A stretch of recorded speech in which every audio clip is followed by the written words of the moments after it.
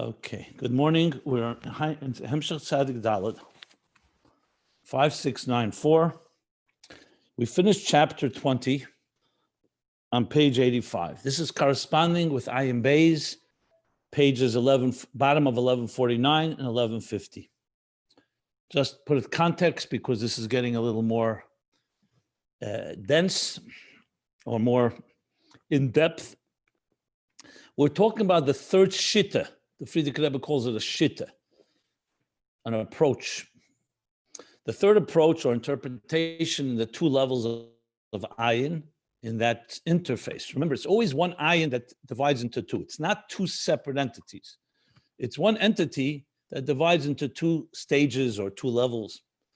One is the ayin of the Yesh HaNivra in all three interpretations, which represents the ayin, the divine energy that represents the source. So it's much more reflective of the Yesh Amiti, the true reality, an absolute existence of God, Atzmus. And Ayin Shel Yesh HaMesav, Yesh HaNivra, is the ayin, the energy, the divine energy, I should say, that relates to existence. I remember it's divine energy, so it's all divine. You can't, God forbid, call them two different divines. It's one divine energy, ayin, that divides and separates into two. And there are the three interpretations. We've been learning the first two. Now we're in the third one, which is that it's all in Memala Kalam. We're all talking now in Er Pnimi, in the divine energy that relates to, or you could say, but not just relates to, the divine energy that's purpose is to permeate internally in an imminent way into the creation existence. And in that itself, there are two levels. One that relates more to the source, meaning the atzmius part of it. And the second is the way it relates more to existence. Now, in Tzadik Dal, we haven't yet gotten back to what these two levels are in the Kav, or a deeper level in Er Pnimi in general. But in Ayin Beis, we did learn that. So right now, where we practically are, we're in the middle of a discussion about the Kav, which is going to conclude and understand that the Kav creates Milo Mata, structure, hierarchy, and going to conclude that the higher part of the Kav that touches Ein Sof and is attached to the source is the ayin of the Yesh Amiti, and the Kav, as it goes downwards, is going to be the ayin of the Yesh HaNivra. But we haven't gotten there in Tzadik Dal. We know it's going there because it's all based on the Ayin Beis. So I'm just saying it for context. So where are we? So we're now in a much deeper analysis of the Kav. So the Kav is that stream of energy, narrow stream, called Kav Dak, the Kotzer, narrow or thin and short line. Remember the analogy? The flow of consciousness from teacher to student, which is limited and defined in order to be commensurate to the student or students. That's the Kav. But the Kav is a lot more complicated than that. It's connected to the teacher's mind. And yet at the same time, it's going to to the students according to their needs. Okay, so it measures it. Kav Hamidah, sometimes it's called. So in understanding the Kav, he's saying that the Kav creates Milo Mata. That's Inyan Shel Hamshachas HaKav. Inyan Hamshachas HaKav is to create Milo Mata. So Milo Mata, simple terms, means structure, hierarchy, levels. I mean, Milo Mata is the broad definition of structure. Milo Mata, something is a higher level, something's on a lower level. In Ein Sof Lifnei Tzimtzum, you can't talk Milo Mata. There's no Milo Mata. Even when we spoke about levels, in divine consciousness, the Eibishter, divine energy, is preparing different stages, but you can't even call it Dargis, as we discussed, the Rebbe's letter on the matter. I don't want to go back there. But now we're talking about an actual creation process. This creation, even though Ein Eid Mulvade, and even though from Atzmus and from Ein Sof's point of view, this is all part of the divine plan, but existence is a reality. And existence is absolutely structured. And not just structured on a human level and a natural level, that plants are not animals, and animals are not humans, and mineral is not vegetable, or other structural elements. Even from a Torah point of view. From a Torah point of view, you can't bring a korban that you're supposed to bring today. You can't bring tomorrow. Shabbos is the seventh day of the week, not the first day of the week. And it's issues that are matters of life and death. Pesach, Chometz, which is Asr, and Pesach is completely mutter before and after. So we're not talking about just on the natural level. Also on the Torah level, Torah recognizes and is defined by structure. There's a big difference between something that's Asr and mutter. And of course, level. There's a Kohen, there's a Levi, there's a Yisrael, Kodesh HaKadoshim, Kodesh, the Azorah, Eser Kadesh is same. There are 10 levels of Kedusha from Eretz Yisrael. So we're not talking about structure. I'm just adding this point, which I haven't pointed out, but structure is fundamental to existence and fundamental to God's plan. So the question is, how does this structure come into being? That's what he says. So we learned so far the Kav implements it, because the Kav is structured, Milo Mata. The higher levels are closer to the top, which is higher, and the lower levels where it's get more diminished. And he explained it's not just Ribui and Miut. It's not, in other words, it's not structures based simply on more light, less quantitative. It's fundamental. But etzem madregosam, like I just said, a Kohen and a Levi are not just a Levi is a lower energy than a Kohen. It's a different entity altogether. Chesed and Gvura, two entities. Chachma and Bina, Kesed, etc. So who implements it? The Kav, because the Kav is perfectly shaped for that. The Kav is itself aligned with levels, and not just levels diminished. It says the Kav itself creates the fundamental structure. What facilitates and allows the Kav to do that? Al Yedei HaTzimtzum. The Tzimtzum, which is Shalei B'Hadraga, meaning a leap, a quantum leap, a paradigm shift, allows for a situation where Ein Sof was completely poshet, shapeless, and Mamala filled everything, Mamala Kol HaMetzias, should even have the ability to have structure, so that Tzimtzum allows for it, the Kav implements it. So in explaining this, the Frierdiker Rebbe went and says, let's discuss this deeper. Let's go into this a little more. The L'cheira, he says, the bottom of page 84, Ein move on. How did from Echad HaPashut, from Ein Sof, Echad HaPashut, a shapeless and seamless oneness and unity, how did from that come Ribui and Eschalkos, a multitude and distinctions and levels and structure, diversity? So the Pardes answers that is due to the Kalim, with example of the tinted glass that doesn't change the reality of the light. The light does not acquire that tint, but from the eye of the observer, these Kalim create the impression of Ischalkus. Whether that's an impression, he means a dimyan. He doesn't say that the Pardes. It seems like it's an actual Ischalkus, but it's from the perspective of from below. The Kalim are the one that create. Says the Frierdiker Rebbe, this answer is not sufficient. Ein maspik. Ein zatirutz maspik. Why? And he said two main points. The first thing he said was, because what you say lamata by Kalim, no problem. You put on sunglasses, the sunglasses do not change your eyesight or change the sun. They're just an outside force that has, like he said, they are Kalim. They're separate from what's inside this Kali. No, is the glass, the tinted panes of window glass, the glass, have nothing to do with the light. It's an outside thing, and that's that. Fine, there it works.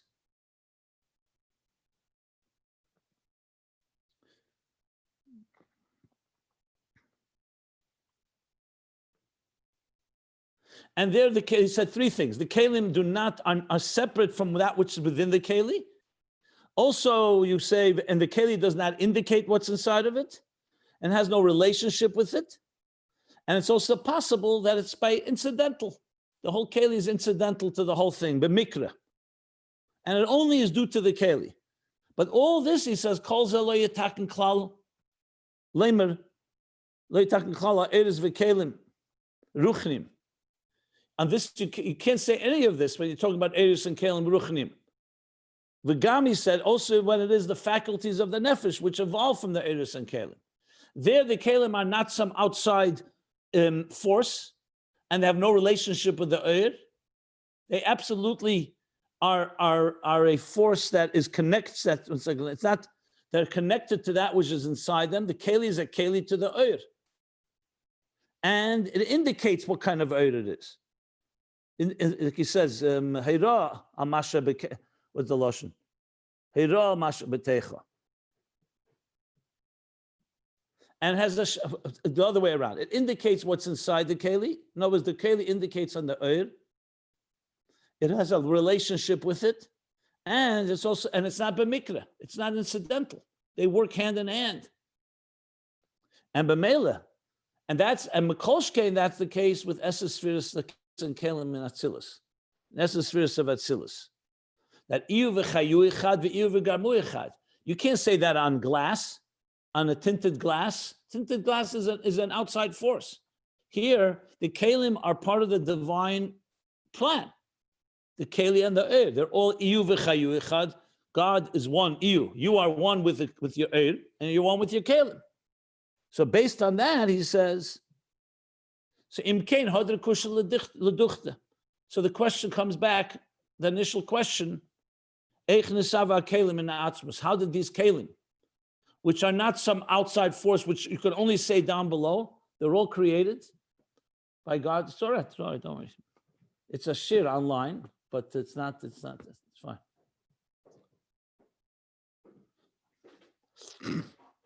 You could participate, by the way, if you like. Okay. So then the question is, how did the kelim come from atzmus, which is a savas ariboy me'echad ha'pashut? The kelim are riboy, that's for sure. They're different types of containers. So how did that come from echad ha'pashut? So I pointed out yesterday that the elaboration, why did he have to say this whole thing about kelim? He could have jumped right away and said, the Pardis's answer is not sufficient. Why? Because the kelim are also created by God. So the same question, the query is over. The question, what did you answer? You said to me that the achdus hapshuta remains achdus because the kelim create the distinction like the colored glass. But the kelim also comes. So the question comes, who created the kelim? How did the kelim get distinct? Lamata, that's not a question. No one asks a question. The glass was not created by the sunlight, so the issue is not there. It's a mushal. It's a good mushal when you're talking lamata. So two separate things. But here it's not that case. It's all coming lamila. So why did the Friedrich Rebbe elaborate? That's why I explained, because the elaboration tells you not just that God created that's not just the kelim we have to understand how the kelim became kelim. The kelim happen to be the kelim are divine. They're part of the process. They're part of the process. So how did you answer the question by saying that the kelim create distinction? So the Friedrich Rebbe goes and says, "Be'emes, les pircha klal mi'ikara." There's no question in the first place. We'll get back to why the Pardes says what he says, because obviously he's speaking in Ishtalshlus. But in the really, when you get to the root of it, there's no question. Because who told you that Achdus and Ribui is separate? Who says that Echad is a contradiction to Ribui? I'm just putting in my words. Why? Because Atzmus, he actually says is Machriach Ribui. Because Atzmus is not defined. He's not defined by Echad, he's not defined by multitude. Atzmus, as he says, is not shaped, is not defined by any toyar and no geder, by no definition and by no parameter. Even the word boire is not a definition of God. It just indicates on part of what Atzmus is unique, that he can create. So the Bria creates. Oir does not teach us about Atzmus, Mitziusim, Atzmusei, or Mechuyev HaMetzius, and Bria does, as we learned earlier. But bottom line is there's no shape and form and no definition. And as such, the Pshitas Amiti is not only not a contradiction, it actually machriach. A true non-defined reality is not defined even by the fact that it's a shapeless unity. So therefore, it compels us that there is also multitude and hischalkus. And he brings the Avedis HaKedesh and the Maral. The Avedis HaKedesh says about Gvul and Bligvul, that Ein Sof Shlemus Bli Shum Cheson is a complete entity without any flaw, without any lack. And therefore, he has also the power of creating the finite. Because if you say only creates the infinite, doesn't have the power to create, only has the power for the infinite and not the power of Bigvul in the finite, you're saying you're weakening, you're describing a lack, a deficiency in his shlemus, in his perfect state, in his perfection. You're stating what did I just say? A lack, a deficiency in his utter perfection. And he says the same thing with Gvul and Bli Gvul and Gvul, you could say about Ribi and his Chalkus. Like the Maral says, that Atzmus being Poshet Amiti, completely shapeless, completely seamless, and not defined by any parameter at all. That's why from him can come Ribi and his Chalkus, a multitude and a diversity. Because if you say it can't come, again, the same thing like David HaKodesh says about Gvul, then you're giving him a limit and a parameter. And that's not Poshet Amiti. True Pshitus does not have limits. Even defining it as being Poshet without diversity is also a limit. So Pshitus Amitzi Behechrich, you must say that he can do everything. So you could ask, so we stopped here.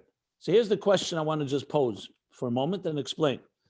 He says the Lashon, not that he's yochel, not only God could create a multitude, he says Pshitus is machriach a multitude. Question is, why is it machriach? If he doesn't want to, he doesn't have to. So what does he mean by machriach? So I have 2 points I want to make in just explaining that, because he says it twice. He says like this, in the answer, the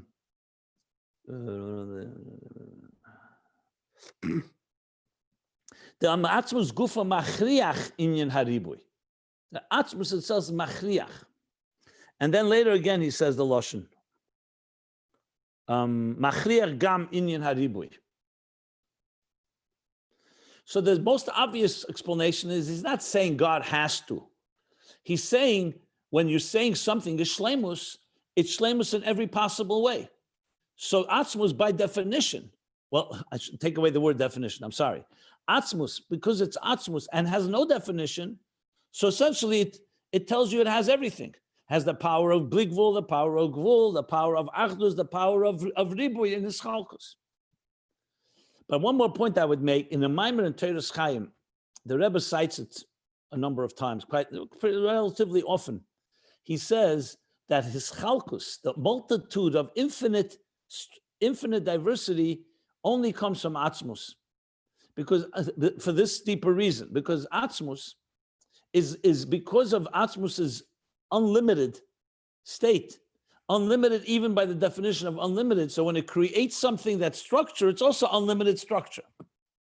So saying that Atzmus is machriach everything. So machriach doesn't say Atzmus is muchrach. It doesn't say Atzmus must create multitude. He says Atzmus, when you understand what Atzmus is, it compels us to say that both Bligvul and Gvul, and in many ways, if God is, remember, Ein Koyach Chaser Pe'el L'mayla, meaning God's potential is like an actual. So for all practical purposes, in a sense, God is really able and therefore doing everything. It's really what he wants to say here.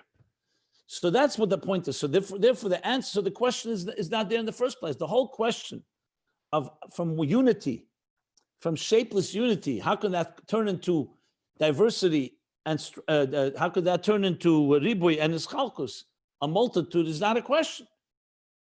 Because that's exactly what Atzmus is not defined and limited by Achdus.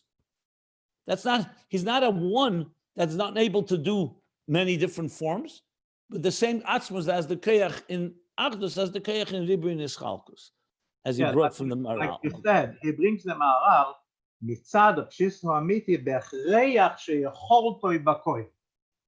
Right, exactly. That's where you see what he means. That the hechrich is that he's capable of everything, and therefore, so Atzmus basically is, yeah. So it's not just, in other words, it's not a doichik. It's not like saying, oh, once we see a multitude and we see Ribui and Eschalkus, we see a multitude and we see distinction or diversity. Okay. That must be, it comes from Atzmus. It's going deeper. Atzmus's capacity in multitude, is in unity, is just like his capacity in multitude. It's all the becholte, like it says, like behechrashi becholte hakel. And if you say not that way, that he's incapable of creating a multitude, you're essentially defining a deficiency in this utter perfection.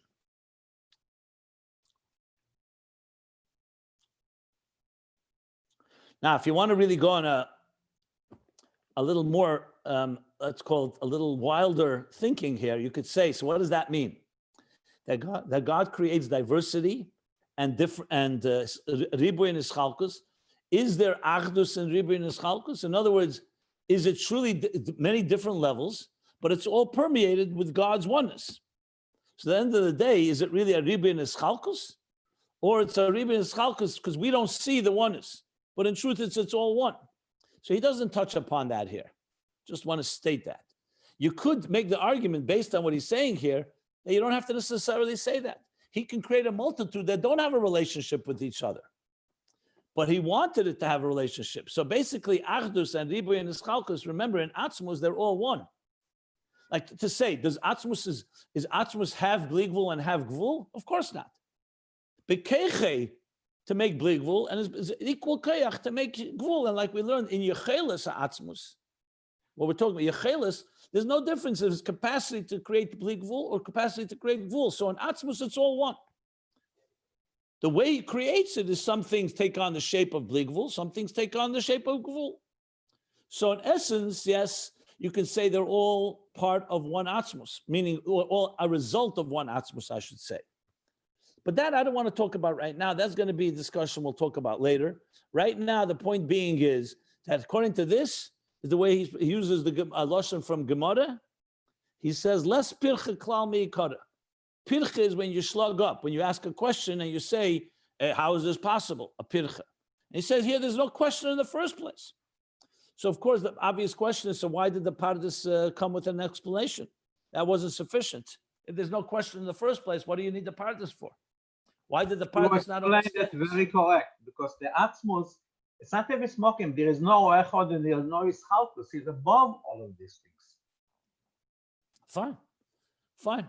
You said it. I was just saying, but my point is that once he creates his chalkus, is the chalkus really all really one, in essence, because it's all coming from one atzmus. That it's true, he has the power to create his chalkus, just like the power of achdus. But at the end of the day, it is a certain unit, a certain oneness, not oneness as in one, because it is diversity, but there's the keich atzmus is equal in all of them. That's what I meant. But okay, it's fine. It's not so negate to this discussion. Anyway, so regarding the Pardes, I'd rather right now not respond. Why did the Pardes not understand this? And what does the Pardes come with an answer? But I'd rather continue here learning. But I will say this, because he may not go back to the Pardes. So let me just say the following thought. You may be familiar in the Sichos of the Rebbe, based on Samach Vav, the question is asked on the Taimei Habriya, the reasons for creation. So, in the beginning of Samach Vav and also in Hemshech Tafshin Beis, in the early Maimorim of Tafshin Beis, he also talks about Samach Vav. The Taimei Habriya, the sugi is called reasons for creation. Why did God create the world? It's a different question in here, but the logic there is very applicable here, and you'll see in a minute why. In Likutei Sichos, I mentioned this a number of times, Chelik Vav, the 6th volume, the second Sikh on Shmos, brings and cites these different Taimei Habriya. Generally speaking, there are 3 reasons given for creation. One is Legalis Shlemus Kechesov, that God wanted to reveal and express, he's not, so to speak, to express and reveal Shlemus Kechesov, his own perfection. And that's doable. That's why he created existence, to express himself. That's the answer. That's the answer in Eitz Chaim. There's another reason given, Kedei sheyakir gdulose, that we should recognize his greatness. So that's already. It's a daily class. It's fine, don't worry. It's online, but it's not that. To recognize the Rebbe brings from the Zohar, the Lashon begin the Ishtamuden Bey, in order that he should be known through existence. In other words, existence is in order for us to know God. The Rebbe explains, or the Amorim explain, what's the difference between reason number one and reason number two? Reason number one is mitzad oir. Oir wants to reveal itself. Shlemus legalis. The reason number two is kalim, to receive. He wanted a recipient, someone to appreciate him. So there are two reasons. Then comes the reason we all familiar with, that the Alter Rebbe brings in chapter 36 in Tanya. He doesn't even make reference to other reasons. He says, Nisava Kadosh Baruch Hu liyis le'dira b'tachtein. He wanted a home in Tachtein. Now, initially, if you don't understand better, it sounds similar to reason number two. What means a home in Tachtein? That Tachtein should be a keli for a lakus. Says Samach Vav, and the Likutei Sichos explains it at length. And frankly, we're going to learn it soon in Ayin Beis too, a little later, about the reasons that no, the Sava Kadosh Baruch Hu is not Eir and not Keli, it's an Atzmus. And this is the ultimate. In Samach Vav, he uses the words in Tachlis HaShleimus, Tachlis Amitis HaKavona, in Taimei HaBriyah. In other words, the other two reasons are also legitimate reasons. But the ultimate reason is Nesavit. Why? Because those two reasons are not sufficient. What God needs to express himself. He's missing something if he doesn't express himself. We just said, he's Shleimus. So even though it's a legitimate reason on a certain level, we'll get to that in a minute, but to say it's the ultimate, like he says, it's not a tirutz maspik. That's not enough reason, because you right away say, 1 second, God is not complete unless he expresses. We're not complete unless we express ourselves, because we're human beings. But Eibishter's ain't kayach chaser pale. His potential is like his actual. You can't say just because he could do something, he's not complete until he does it. So what does he need? So then you'll say, so why does the Eitz Chaim say that answer? I'll answer that in a minute. Same thing with reason number two. God needs us to recognize him. And if we don't recognize him, he's missing something. So that's why the Alter Rebbe comes and brings the Medrash. Nisave. Nisave, you ask the question, so why? There's no reason why a taiva is stuck in kasha. That's the ultimate. The ultimate reason is not based on logic. The first two have an element in seichel. Receiving the gilui, like a student, like a teacher. A teacher is not complete unless he expresses himself. What do they say? Yesem masha egel ratzalinik hapora ratzalahanik. More than the egel, the calf wants to nurse, the mother wants to nurse, wants to be nursed, the mother wants to nurse. Or Yesem masha ani esem abalabayis yesem ani. More than the recipient does for the giver, more than the giver does for the recipient does for the giver. But that's all on levels where you can talk about shleimus and so on. Nesava, no, there's no question why it's nesava. It's beyond question. Stuck in kasha, it's an atzmus. And dira b'tachtenim is not a shleimus. It's not God is becoming more complete. It's a nesava. Atzmus says, I want a dira b'tachtenim, as he explains in these places. So the Rebbe asked the question, if that's the case, so what's the purpose of the other reasons? Why did the Eitz Chaim give its reason? Why did the Zohar give its reason? Why do we have these reasons?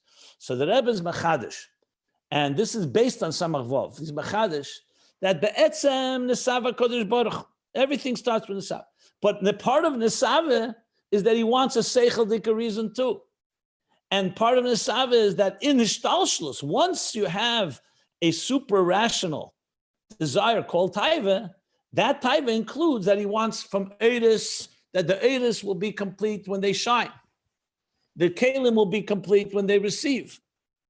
The Eidus will be complete when they're received by the Kalim. So basically, the Taimei HaBriyah all function in different locations. If you're talking about the ultimate reason is Atzmus, Nesava. If you're talking about once Seder Shtalshus is created, in Seder Shtalshus Gufi, you also have reasons. The reason Mitzad Eir and the reason Mitzad Keli. You can look it up in the Likutei Sichos Chelik Vav and also in Chelik Chof, the Sicha of a Noach. The Sicha of Noach, Tovshin Lamed Ches. The Rebbe spoke about it at length there, and he actually wrote a whole footnote about it. Bottom line about the reasons of creation. So I'm taking that and saying you can apply the same thing here. The erste Sicher, or you remember the number of this Sicher? Which sikh are you asking me about? I'm asking about Noach Tovshin Lamed Ches. There's only one Noach Tovshin Lamed Ches.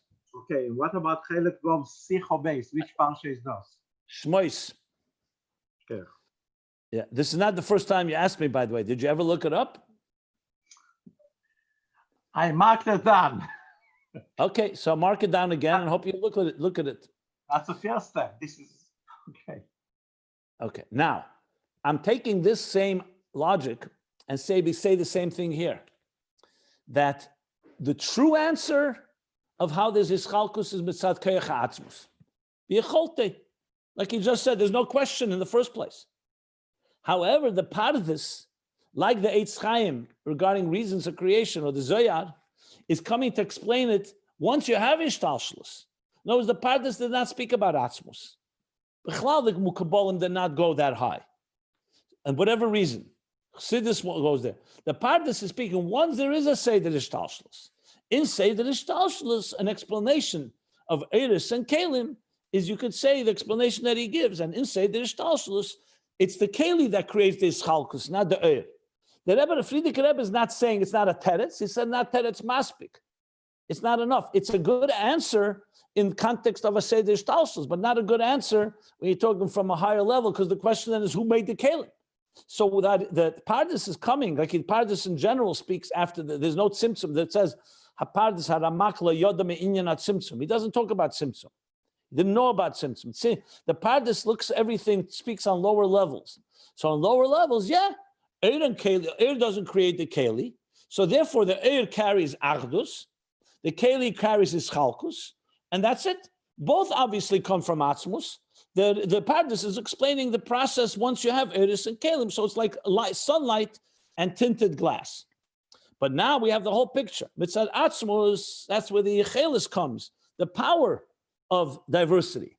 In practicality, the Pardes' answer works because of practicality. Eiris convey more Achdus, and Ischalkus comes through the Kalim.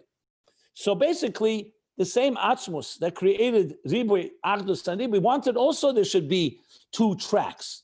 There's the track of Achdus. We say Shema Yisrael, Hashem Elokeinu, Hashem Echad.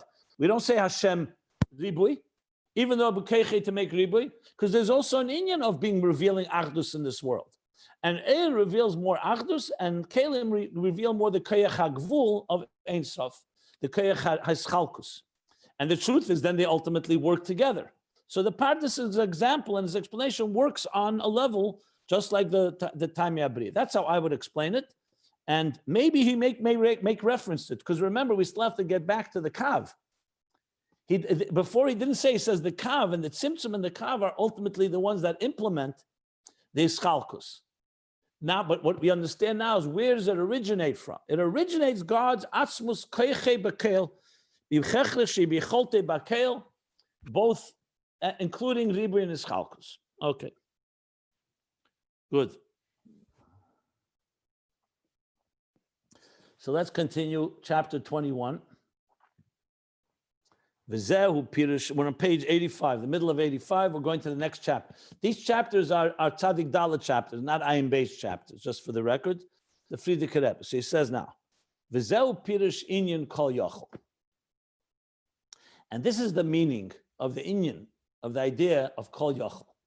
You know, we hear often, we say, Kol Yochel. He can do anything. The Eibush is a Kol Yochel. Kol Yochel means he can do everything. Everything is in his capacity. Exact translation. Kol is Yochel. But it's basically Yochel Bakel, Kel Yochel. Kol Yochel is a noun. It's not a verb. That he is a Kol Yochel, he can do everything. The Gam Kinui Zeh. Interesting, he uses now the word Kinui. Before he used the word Toyar. So he says, Gam Kinui Zeh. Also this description. Ima Yeshe Gam Kel Ala Hofchim. Gama Atzmim. Okay, let me read this slowly. So also this description. I mean, Kinui is usually more like a nickname almost. Mechuna. You say someone is like, say their name is Yaakov, you say Hamachune b'shem Yankel. Kinui is often used like that. Huh? Toyar is Magdir exactly. Kinui, it's more than Toyar. It's just you're calling him in such a way. It's not Magdir. I thought that Toyar is more than Kinui. No, Toyar means you are metar, you're putting in a Hagdorah, Klora Hagdorah, but this is. I think Kinui is lower in Chassidus because Kinui is like Kol Asher b'Shem Yisrael Yechuna. It's only a nickname. It's not even it's a Toyar. You could say he describes himself that way. You know, like you say Mordechai a Yehudi would be a Toyar. A Kinui, he just happens to be a Jew. So I think maybe there's both interpretations. I know for sure Kinui is lower than Toyar. Gabi Hashem is a Kinui lower. But Okay. Kinui and the Toyar are two different channels. Okay, Toyar means like you're describing it. The Toyar means you're being metired. You're shaped. You're visualizing. You're giving it an image.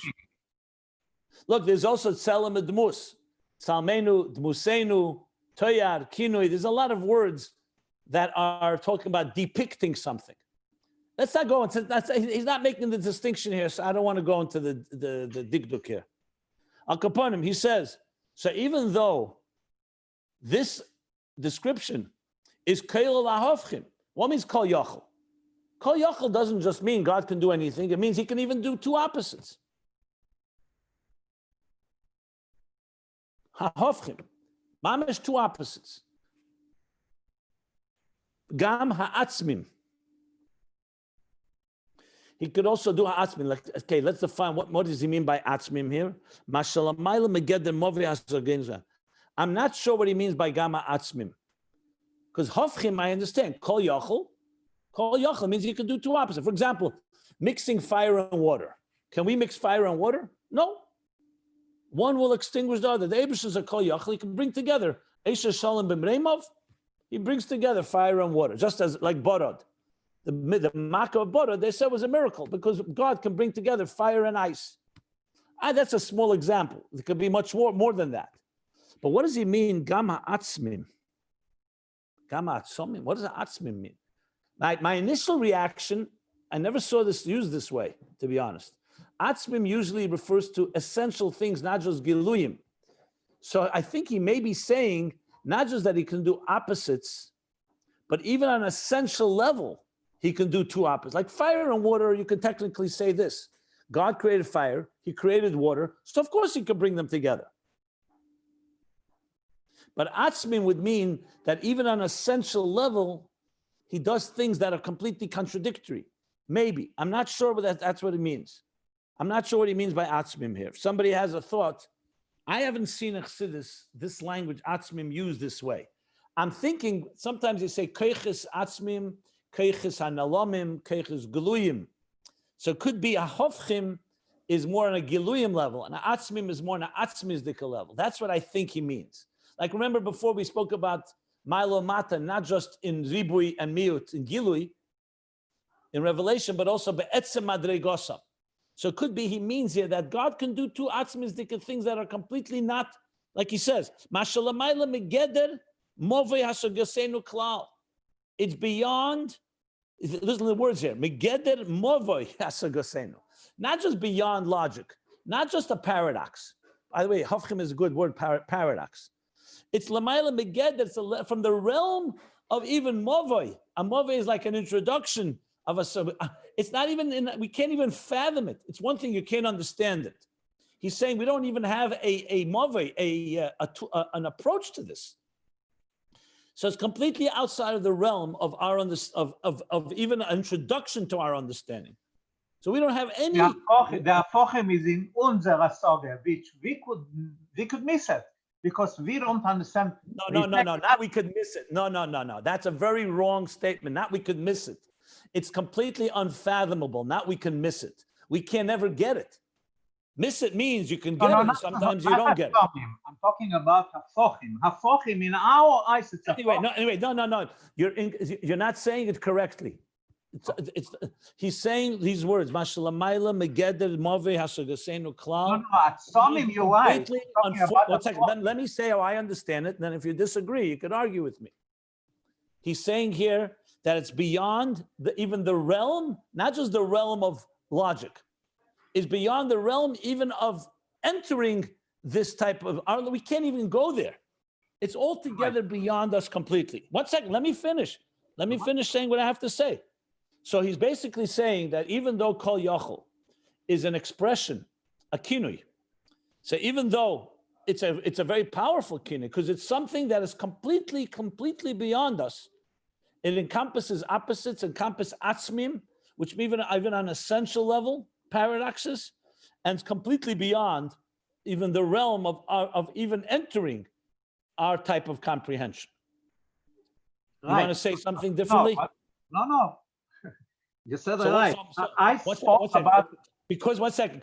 Since this is, Rav Shlomo, since it's not just a one-on-one class, and there are other people here, I don't want to confuse them. If you're agreeing with me, great. If you're disagreeing, say it, so then we understand. Because if you say something I don't agree with, I want to make sure that people understand how I'm explaining it. I agree with you. The way that, okay. but you want to add? Go ahead. But I just want to. Since there's other people here, and we have to. We're this is Hamshachas Hakav. We have to be commensurate to everyone here, trying to make sure that it's understood. So that's why I asked that. Let me finish the point and then make your point. So go ahead. What is your point? No, I only said you explained it 100% right about atzamim. But I said before is that the hafachim, not the atzamim, the hafachim, in our eyes, it looks hafachim because we are mugbul. So this is, of course. But that's not what he's saying here. That's not at all what he's saying here. He's saying kol yachol, even though he's saying it includes opposites, it includes atzmim, all that is completely beyond us. You're lowering what he's saying. That's why I'm not agreeing how you're explaining it. You're trying to make it, you know what, we just can't get it. That's not what he's saying here. He's saying here that kol yachol is a state that's completely outside of the realm of our thing. Hafachim and atzamim are all in the same sentence. You can't ignore it. The words Masha Lamayla follows atzamim, not just hafchim. I explained atzamim as being essential opposites, not just opposites. You're right, not just technically opposite. Yeah. Okay. So he says like this. So now, Ima Yesei, it encompasses these opposites, which is completely beyond even our entry into this. It's a completely different reality. Basically, similar to what we spoke about Mechuyev HaMetzias and Bilti Metzias Nimtz and so on. Hine, kinei zeh, gam ken eina teir chas v'shalom ba'atzmos. So he's saying like this, even though it's completely beyond us, you could say maybe this is a good description for atzmos. Like we spoke about Beira. Maybe Beira is a description. He says no. As much as this defies our understanding, kol yachol, it's still not a description of atzmos. That's how far atzmos is from us. In other words, you could say, listen, Kol Yachol, what do you want more than that? Kol Yachol includes paradox is not a paradox. Water is not water. Fire is not fire. Achdus, Ribui, everything goes without even effort. Oh, I should have added something. I'll add in a moment. Let me just finish this point. So you could think, we finally found a description for Atzmos. Why? Because it's something we completely can't relate to. He says, no, nevertheless, it's also chas v'shalom. You can't even call kol yochel a toyar. Now he says toyar, ba'atzmus. Ki'im hayra la'atzmus. All it does is indicate an atzmus. Remember, there's a key difference. When you describe something, you describe a table. A table has a limited description, and this is the description. You can't say the table defies description. It's not true. Everything in existence has a description. Chochmah has a description. Bina has a description. Chochmah is not Bina, Bina is not Das, etc. When it comes to Atzmos, it's not only can you say you can't even say he has no description, because that itself would give him a description. So the point he's making here is it's not just defying description. Not even the description that would seem to say that it is something we can or not at all fathom. Like he says, that's why you could think, okay, at least we have some. No. So you could say it indicates an atzmos. When you see something happen, let's say you see fire and water together, or you see other opposites, right? right? The classic example that the space of the Adam did not occupy space. On one hand, it was measurable. On the other hand, it was not. Did not occupy space. What does that tell you? That Atzmus comes from Atzmus. It's an indicator on Atzmus, but not a description of Atzmus. So after all, basically, therefore, we have like three things. We have things that can be defined and described in the human terms of Seder Shtalshlus. A table is a table, a chair is a chair. Deimem, Tzameya, Chai, Medaber, Bina, Chochma, Keser. That's is Bri, Yitzirasi. These are defined entities. Fine. No problem. We can relate to it. It may be hard to understand, but we understand structure. Then there's a level where we say it doesn't have a structure. It's kol yochel. It's something that is not definable. We can't understand how it's possible that suddenly a frog should be it should be like a tree. The example used in the Sifrei Chkira on Nimna HaNimnois, which means essentially kol yochel. That Nimna HaNimnois, that there's no limit that limits him. There's nothing impossible, basically. So the example used is an interesting example. It says, Rechev, ubilti rechev bebas achas. Someone's riding on a horse. Simple statement. Can you say you're riding on the horse and not riding on the horse at the same time? No, it's impossible. Either you're on it or you're not on it. It's a defined state. It's not an amorphous state. You know, you could say somebody has their foot in two places. Your foot is on the door, on the threshold of a door. You could say one foot is inside the house, one foot is outside the house. That's not opposites. That's possible all the time. But to say someone is riding and not riding at the same time, that's something that's an impossibility. It's like saying that number one is like number two. It's not number two. Number one is 1 unit. Number two is 2 units. 1,000,000 is not 1,000. To say that something is rechiv and built, what is that? So you could think, okay, now we've reached a place that I don't understand it. I can't relate to it. It's unfathomable. But that's what Atzmus is like. Comes level 3. No, that tells you that it comes from Atzmus. Heirah Atzmus. But it doesn't tell you what Atzmus is not defined even by things that he's unique in. So it could be unique to Atzmus, but that doesn't define Atzmus.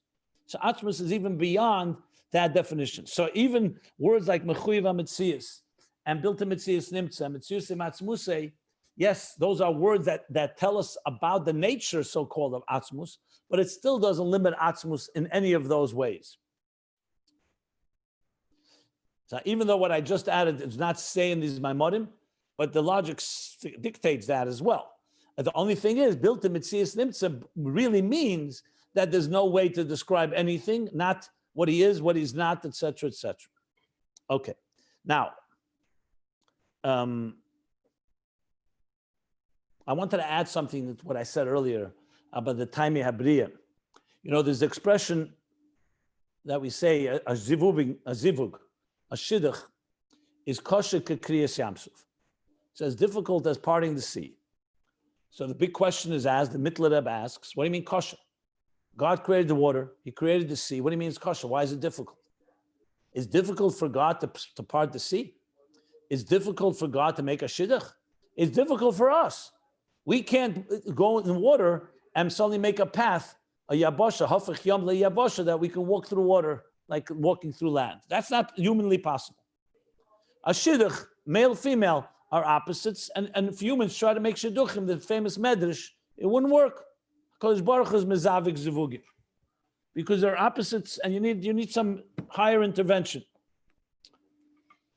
So what does it mean kosher? So the answer is given once the Eibishter created hishtalshlus, and he created rules, and he bound himself to those rules. We say in the pasuk in Noach after the Mabul, lo yushbesu, that God promises, I will never again stop the cosmic order.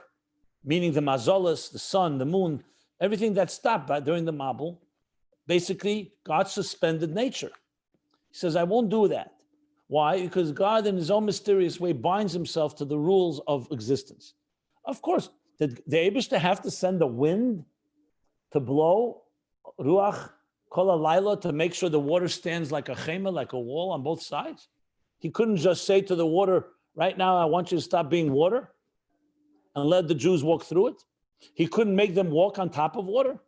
Why was this whole, as much as a miracle as it was, you see, it wasn't a miracle of total suspension. Total suspension? You don't need anything. You think Atzmus needs winds? You just, well, decides. The same Dvar Hashem that created water says right now, I want it to be Yabasha. What's the big thing for Kosher? No, because once the same Atzmus that can do that also bound himself, Kavyochel, to the rules of existence. That's why it's important that even in existence, we also find ways to understand the Eibishter. That's why we say kosher, because we want to understand Elokus as his malbish himself. We're not talking about Atzmus. Atzmus is no kosher. The whole thing doesn't have any logic. But I'm just going back to why the answer of the Pardes and the answer of the Taimei Abri are so important. Because they're explaining in the Ishtalshus God created, let's find an explanation that we can relate to. Obviously, everything goes back to Atzmus, but we always talk about we don't want a relationship that we can relate to, not just Kol Yachol, God can do whatever he wants. So Kol Yachol, from time to time, it's invoked. The Rebbe has a very interesting letter. Someone asked the Rebbe, if so why can't you just say that existence, l'geduda of ein misper, there's a whole Gemara in Chagiga that says you can't say something is infinite, because finite elements can be infinite. So someone asked the Rebbe, why not Kol Yachol? So the Rebbe says, you don't just throw around Kol Yachol. You don't just use it everywhere.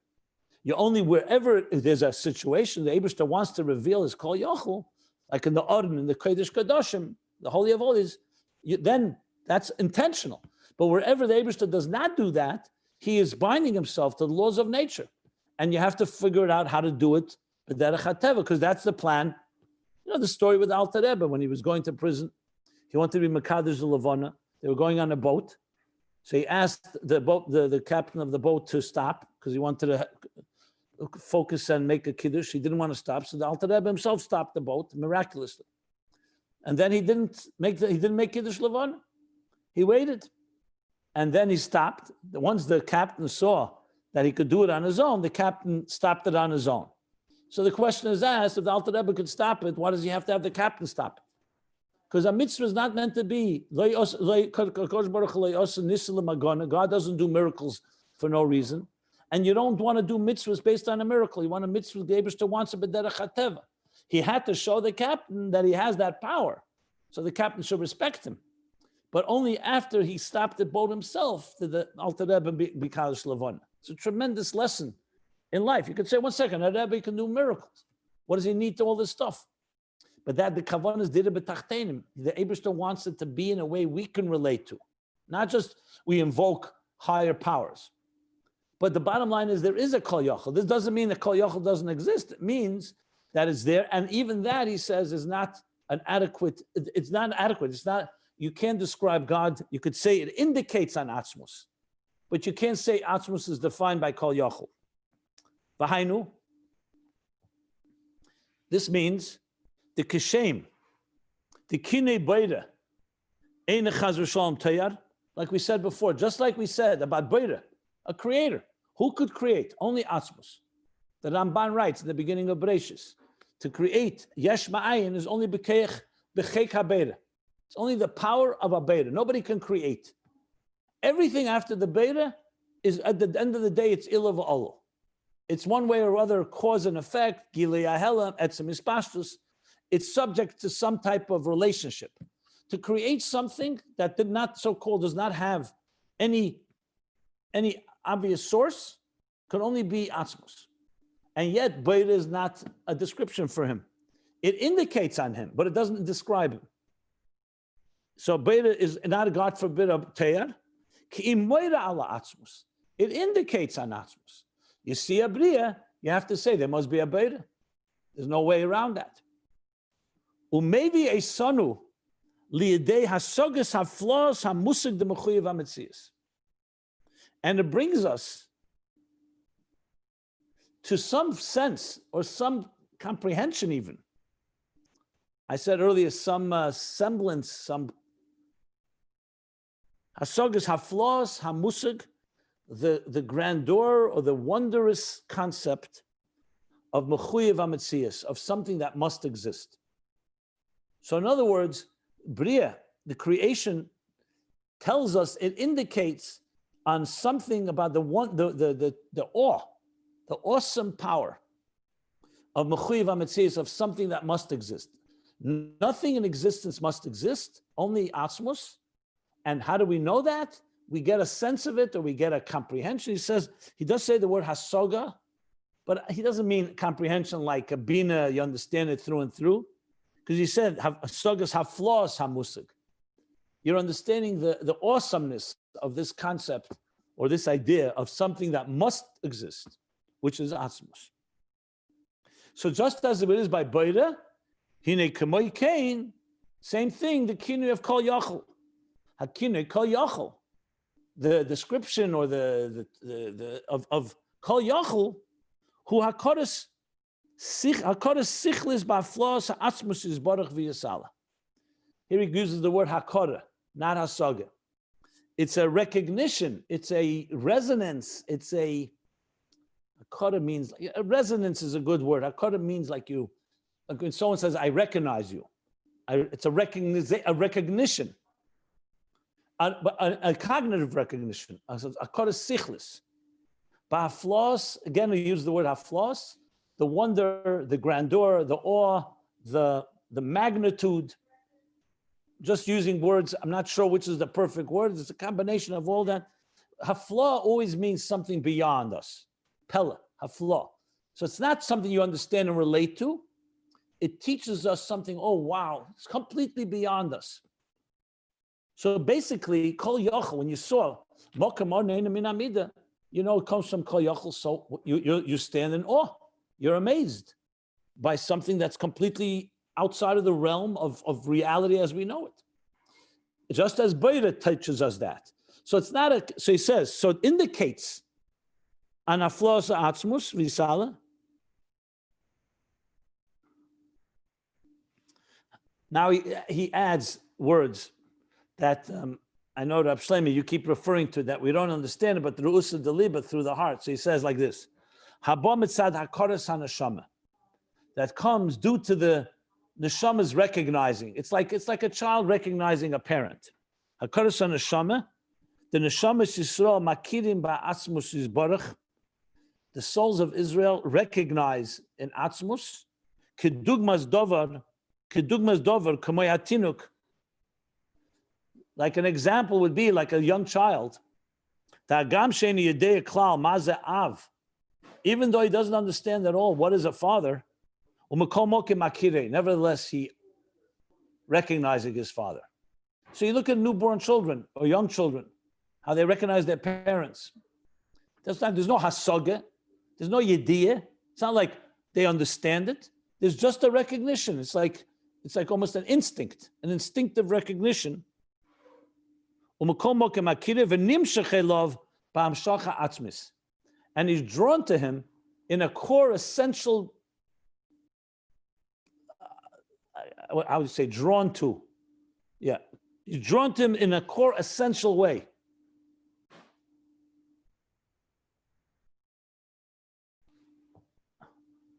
Okay, one second. I want to just see, because the Frierdiker Rebbe is not diverging, but he's taking this. He's talking about Kol Yachol. Remember, Kol Yachol came to explain earlier that the Eibishter can do everything, both Riboy and Ischalkus. Now he's coming back to Kol Yachol, how we understand Kol Yachol. So now he's combining two things. First, he's called it Hakoda Sichlis, a recognition with your seichel. But now he's saying it's coming from Hakodas HaNeshama, which means there's something like, I don't want to say biological, but it's due to essential connection. So is it coming from seichel, or is it coming from our being like a child to a parent? So we need to understand this. That's why I'm pausing here, because I see he's developing the idea, and we're going to have to stop shortly. So I'm just looking how far this is going to go. Let me read a few more lines, but we're definitely in the middle of something. So if you're confused, it's all right. So am I. And we have to still figure out what he's doing right here with the Kol Yachol. Because are you saying that someone that doesn't have a neshama cannot relate to Kol Yachol? You know, you'd think if you saw Mokamar Min Amida, even someone that's not neshama Yisrael would see they'd be in awe of a Kol Yachol. So, but now he's saying more than that. Mishan neshamis, and like a child with a parent. So let's continue. And this so-called instinctive recognition of a neshama to atzmus, like a child to a parent, comes together simultaneously with a intelligent recognition. So you see, the Frierdiker Rebbe is talking about two types of recognition. The amitis inyan ein sof hu bli gvul ha'amiti.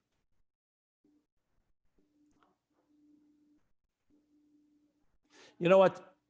I suggest we pause here. We stop here for now, because he's mixing a lot of things here, and it can be. He first spoke about neshama, then first spoke about kol yachol, how we understand it. We have a sense of awe of the divine grandeur, haflos ha'atzmus. Now he's saying the neshama recognizes it. Now he's saying it comes into seichel, and then he's going back to what are we appreciating? What real bli gvul is kol yachol. So there's a lot of pieces here, and I see it's going to take a little time to break it down. So my suggestion, we stop here, and we will take it from here. We'll go from here, and we'll continue tomorrow. So we'll stop here at the bottom of page 85.